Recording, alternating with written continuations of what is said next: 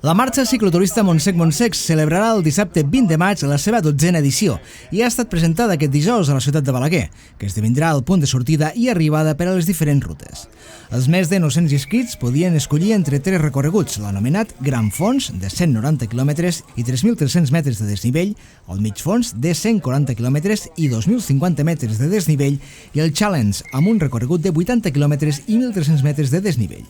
A la presentació, el vicepresident del Club Ciclista Balaguer, Jordi Ribalta, ha explicat que la major part de la participació és a la mitjana, que acull un 40% dels ciclistes, seguida de la més llarga. Aquest any, com cada any, fem els tres recorreguts, com sempre, un petit de 80 quilòmetres, un mitjà de 140 i després la gran, que és de 190 quilòmetres. Les participacions en qualsevol de les tres rutes és bastant elevada, la que més és la mitjana de 140, que està alrededor d'un 40% dels participants. Uns 550 participants són de fora de la demarcació de Lleida i hi ha presència de corredors de l'Aragó, País Basc i Andorra.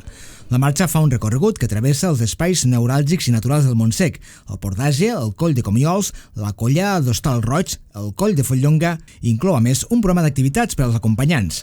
El PAINCAP, Jordi Ignasi Vidal, ha destacat l'impacte econòmic per a la ciutat de Balaguer, a l'hora de l'espectacularitat visual d'alguns moments com la sortida.